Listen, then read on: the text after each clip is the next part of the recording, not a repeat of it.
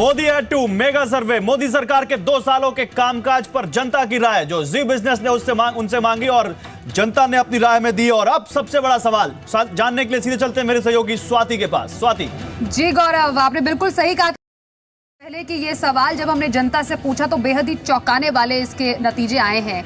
और सवाल बहुत ही जरूरी और सबसे जरूरी सर्वे का था कि अगर 8 चुनाव होते हैं तो आप किसे वोट देंगे, मतलब जनता किसे वोट देगी। चलिए आपको इसके आंसर बता देते हैं। 90% जनता ने बोला कि वो बीजेपी को वोट देंगे अगर 8 चुनाव होते हैं। ये तमाम हमने पार्टी सामने रखी, जिसमें बी में कांग्रेस, जिसने बोला कि 4% लोगों ने ही कांग्रेस के लिए वोट देने की बात कही। थर्ड फ्रंट सिर्फ और सिर्फ 1.5% और आम आदमी पार्टी 4.5%। अब आप बीजेपी का परसेंटेज देखिए, 90% क्लीन स्वीप, कांग्रेस 4% और कांग्रेस से 0.5% यहाँ पर आगे है आम आदमी पार्टी और थर्ड फ्रंट 1.5%। बिल्कुल। अब वहां पर जो पैनल मौजूद है वो हम उनसे अब इसकी प्रतिक्रिया जानना चाहेंगे कि जनता के मूड को वो कैसे टटोलते हैं। बिल्कुल, सबसे दिलचस्प तो यही दिख रहा है कि कांग्रेस से ज्यादा तो लोग आम आदमी पार्टी को यहाँ पर वोट देते दिख रहे हैं। और मेरे साथ एक बहुत ही वेटरन जर्नलिस्ट हैं जिन्होंने कई चुनाव देखे हैं। सबसे पहले रिएक्शन उन्हीं का, आलोक मेहता साहब, इस पर क्या कहें? तो बहुत ही चौंकाने वाला रिजल्ट है। देखिए, निश्चित से सर्वे हम लोग ये मानते हैं कि जनता के बीच में समस्याएं भी हो, लेकिन जब सामने जब विकल्प ना दिख रहे हो, रास्ते ज्यादा ना दिखाई देते हो, तब इस तरह के परिणाम सामने आते हैं। और मुझे लगता है कि अभी भी इसमें दूर दराज के गांव शायद शामिल नहीं हो सकते हैं, उनकी अपेक्षाएं भी बहुत होंगी। लेकिन हाँ, ये मानना होगा, देखिए ये बात सही है, जैसे अली अनवर साहब हैं, मान लो जनता दल यू का बिहार में भी असर है, कहीं पर तमिलनाडु में जयललिता का असर या क्या है वो तो भी सामने आएगा। लेकिन मुझे ऐसा लगता है कि इस तरह के सर्वे से यदि सामने दिखता है तो राष्ट्रीय राजनीतिक दलों की दृष्टि से देखें तो बीजेपी आज भी उसके सामने कोई बड़ा विकल्प, कांग्रेस की अभी भी साख वैसी नहीं बन पाई जो वो लोग मानते हैं कि साहब एकदम बीजेपी की, जैसे आपने कहा या किसी ने बात भी कही थी कि साहब उनकी लोकप्रियता घट गई है या लोगों को संतुष्ट नहीं है। लेकिन उनके सामने अभी रास्ता नहीं दिख रहा है। नीतीश कुमार ने भी अब अपना रथ यदि मान लो पाटलिपुत्र से वाराणसी तक ला रहे हैं, लेकिन अभी उसको लंबी दूर तक जाना होगा। मैं अगला सवाल इसीलिए अली अनवर साहब से लेना चाह रहा था। मुस्कुरा रहे वो, नीतीश कुमार ने पीएम मोदी के घर में हुंकार भरी है, गंगा नदी में डुबकी भी लगाई है, गंगा मां में। लेकिन अली अनवर साहब, थर्ड फ्रंट तो दूर की कौड़ी लग रहा है जनता के मुताबिक। जनता तो कह रही है थर्ड फ्रंट में उनको वोट करने में इंटरेस्ट ही नहीं है। और नीतीश कुमार इसमें सबसे ज्यादा कवायद कहीं कुछ कर रहे हैं तो थर्ड फ्रंट बनाने की कर रहे हैं और अपने आप को थर्ड फ्रंट का नेता एस्टैब्लिश करने की कर रहे हैं। देखिए, जनता बहुत चीज तय कर देती है, पार्टियां, नेता बहुत चीज जो नहीं तय कर पाते हैं जनता तय कर देती है। और सारे पूर्वानुमान को ध्वस्त करते हुए जनता तय करती है। जो वादे किए मोदी जी ने उसमें से किसी भी चीज पर, काला धन का सवाल आप देख लीजिए, 2 करोड़ लोगों को नौकरी देने का सवाल, किसानों को समर्थन मूल्य 50% लागत पर ज्यादा 50% दे के समर्थन मूल्य देने का सवाल, 4 बार घोषित कर चुके समर्थन मूल्य मिला क्या? पैसा ब्लैक मनी 15 लाख आया का, आने के बजाय विजय माल्या ले करके भाग गए। अब उनका अब क्या करेंगे? कॉर्नर नोटिस निकालें या कुछ भी करें? साहब, ये सारे सवाल है। और इनके अपने स्टेट में जहां से जवाब दीजिए अनिल बलूनी, 3 टर्म अनिल बलूनी जवाब दीजिए। जी आए, जनता अगर आपको सिर माथे पे बैठा रही है तो आपकी जवाबदेही भी है उसके प्रति। जी, आज आपने मुझे जवाब देने के लिए नहीं, कुछ बड़े नहीं अनिल बलूनी, कुछ बड़े मुद्दे अली अनवर ने उठाए जो वाकई वाजिब मुद्दे हैं, उनका जवाब दीजिए आप। आपके ऊपर जिम्मेदारी ज्यादा है अगर आपके ऊपर जनता का, आपके पास समर्थन ज्यादा है। बिल्कुल। सुनिए गौरव जी, देखिए, एक तो शतुर्मुर्ग आसन होता है, कृपया करके विपक्ष के लोग शतुर्मुर्ग आसन से बाहर निकले। कब तक मुंह छुपाए बैठे रहेंगे? आपका सर्वे जो कह रहा है, सरकार ने, ठीक है, हमारे लिए और बहुत लंबा रास्ता है, हमें और बहुत लंबे काम करना है, हमें और अच्छा काम करना है, इससे मैं इनकार नहीं करता। बहुत सारे काम अधूरे हैं, उनको भी पूरा करना है, इससे भी इनकार नहीं करता। लेकिन आम जन वो इस सरकार को डिस्टिंक्शन देता है 90%, 95%, 85%। आप देखिए, उसके बाद कम से कम अली अनवर साहब जनता का मूड समझिए। और आपको एक राय दे देता हूं फ्री फंड में, अली अनवर साहब, नीतीश कुमार जब जब प्रधानमंत्री बनने का सपना देखते हैं, लालू प्रसाद उनकी कुर्सी खींच देते हैं। ध्यान रखिएगा, जब जब प्रधानमंत्री बनने का सपना देखते हैं, मुख्यमंत्री पद भी जाता है। इसलिए कम से कम अपने बिहार को देखिए। ठीक है। हाँ, और आरजेडी की तरफ से इस बार भी बनारस गौरव के ऊपर कुछ दिलचस्प कमेंट आए हैं। गौरव साहब, आ रहा हूं मैं आपके पास, लेकिन अभय दुबे, कांग्रेस को तो आम आदमी पार्टी से भी कम वोट मिलते दिख रहे हैं। क्या इतनी लोकप्रियता कम हो गई कांग्रेस की?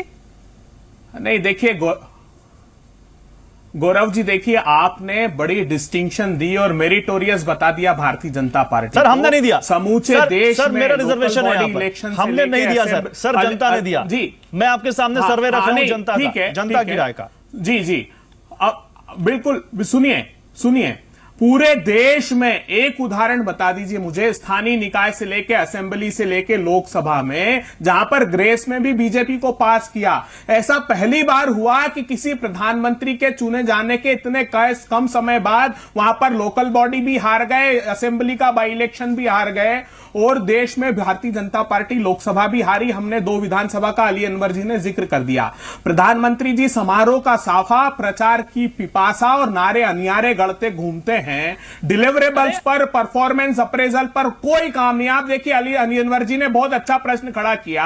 हाँ। न सिर्फ घोषणा पत्र में किसानों को किया हुआ कि इनपुट कास्ट का 50% ऊपर देंगे, सुप्रीम कोर्ट में एफिडेविट फाइल कर दिया कि अगर हमने इनपुट कास्ट का 50% ऊपर दिया तो मार्केट डिस्टॉर्ट हो जाएगा।